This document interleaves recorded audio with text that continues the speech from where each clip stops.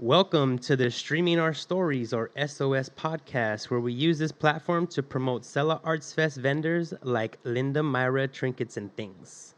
Why don't y'all start by telling us your names, and I guess it's already in the name of your business, but still your names and where you come from, where you live, what part of Sella you rep, all that good stuff.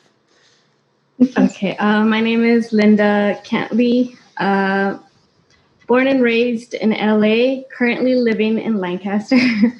My name is Mayra, born in LA. I went to HP high school, and I followed her to Lancaster. So here we are. Why don't you tell us a little bit about your products? I'm going to pull up the photos that you sent, and you could just tell me what you make, what you create, what you bring into this world. For me, it all started because I was in a job I was not happy in for like 10 years. I went to school for art, and I ended up working in something that had nothing to do with it.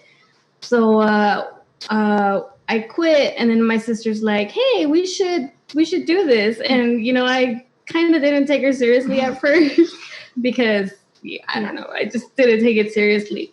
But we started doing it, and we started making our own products. I provide a lot of the artwork and drawings, and then she does a lot of the digital designing, because we like a lot of different types of things in art. I didn't want to stick to one thing because it was just like, well, this is our opportunity to experiment and expand and try different things. So that's what we decided to do. I design cards, so she does drawings. I'm like, hey, this would look cool as a, have a little writing there, a little message, as a card, or I do mashups and stuff, mugs, water bottles with her designs and art designs. Yeah, some things work, some things don't, but I think that's the fun part. You experiment and you try it, and that's kind of where we ended up. I definitely see it. There's like a wide variety, right? From like a lot of it is pop culture, but it's like different sections, right? You have like Nightmare Before Christmas juxtaposed with Selena, you have mugs and I see paintings and all. So it's definitely a wide variety, right? A very diverse. Yeah. And I'm just more curious about Trinkets and Things. Where did that? I mean, it's very catchy and cutesy and kind of has like a feel to it. Like, who came up with the Trinkets and Things? I did only because I knew we were gonna be all over the place, and I'm like, okay, so Linda, Mayra, but what do we have? And I'm like, we pretty much have a little bit of everything. It's a little bit of Trinkets and Things. Yeah. So that's pretty much how we ended up with the name. Yeah. And so y'all are sisters, right? Did I hear that correctly? Yes. Yes. So you said you went to school for art and you do like the digital designing and you mentioned growing up together. So self-taught? Self-taught. Yeah, she's self-taught. Yeah. I started with birthday parties, so we were always excited with baby showers and stuff. I'm like, I think I can do it. To decorate. I started working on paint, and then my husband, when we were dating, he's like, you should try Photoshop. And I was like, oh, it seems too hard. And little by little, I started getting better and better at it. So, now I take her drawings and I do stuff with it. We've made logos. Invitations. We've done logos. Yeah, we do a lot of digital party supply stuff. So that's we do digital stuff too. Yeah. It really inspired us from our kids' birthday parties and baby showers. Family events, yeah. And so this third question was supposed to be like the open-ended, tell me your story, but I feel like we're already into that. So I'm just gonna push a little bit harder.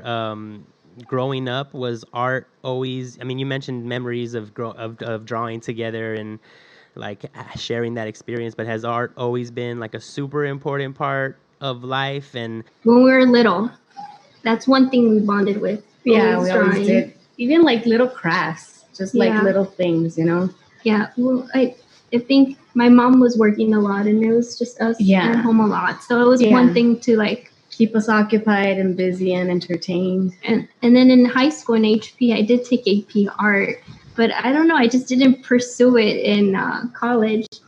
But I missed it. And then when we had kids, you kind of lose yourself in just motherhood. Yeah. And it's just a way to have some me time and remember the stuff that you loved.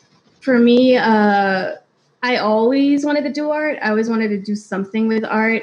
I mean, when I went to college, I studied. I was supposed to be an art teacher. I got my degree and I even got my credentials, and then I just stopped because I didn't really like the politics of teaching, and I felt they were teachers were underrated, underpaid. So I mean, our ultimate goal, I think, is to eventually open like a little I don't know, if a school, or maybe have classes, art classes, where we teach kids, Yeah. you don't get graded, it's for fun, but we do want to educate them as well, because a lot of the artists that I know now, I didn't know until I was in college. I learned a little in high school because I did take like AP art history, but going to college, taking a few classes, and actually drawing, and you really learn more about them, about the artists, and like like people from our culture, like, hey, there's a Frida Kahlo, obviously, she's a big one, but I knew of her a little bit, but I didn't really quite understand. I didn't know her background. I didn't know anything until I got to college, and I want children to know people from where they came from, so that they can understand that, hey, if you really like this medium, if you really want to do this, then there's somebody else out there who did this, that's like you.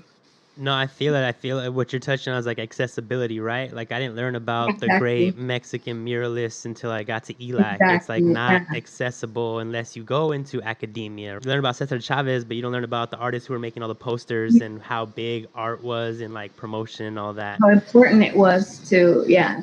How do your kids feel about what you do and the art? Are they involved? Do they ever give you ideas for stuff? Do you ever make stuff because you see them, like you see what they're into, and you're like, hey, that would work? Like, Yeah, Inspire, yeah. Sometimes I use family as inspiration, or like I make cards and I draw my kid as a little cartoon.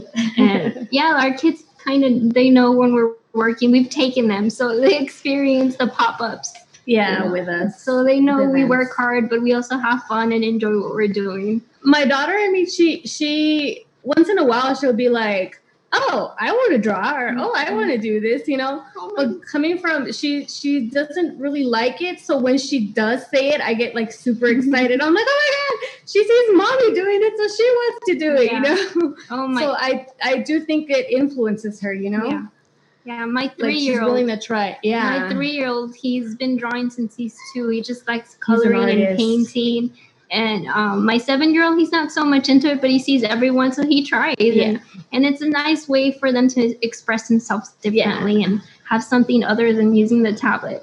Yeah, we try to have them do like activities together, like art activities, because kind of like the same way you two grew up, like doing art together and bonding over that. Like, we're talking about accessibility, and then you kind of touched on representation, right? And I really like that idea of like art classes with no grades, because how can you objectively try to judge art, right? And even people who are quote unquote not good or don't think they're artists doesn't mean they can't draw and paint and create, right? So I think a lot of beautiful concepts that y'all are kind of developing here, I remember taking an art class and having this one teacher who gave me such a hard time, because like, well, is this really art? And I would look at him, I'm like, you're an artist, you should know better than to say something like that to me, I didn't want to be that, but I liked my teachers, and so that's kind of why I wanted to be a teacher. But the more I got into it and the more I learned about it, I appreciate those art teachers, and you learn a lot,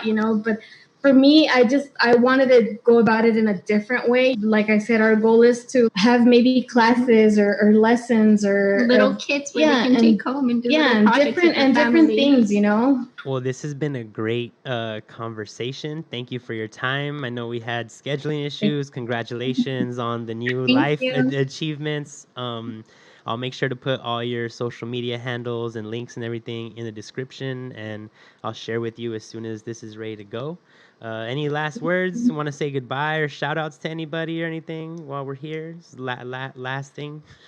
Shout out to all the vendors. We miss you all. Yes. Oh, It's so cute. yeah. I'm gonna have to make sure that stays in. I can't edit that out now. So, all right, y'all. Well, thank you everybody for tuning in to the Streaming Our Stories SOS podcast, where we bring you all the Sella Arts vendors, artists, and behind the scenes. Till next time, thank you all for your time and signing off. Thank you. Thank you for having us. Bye.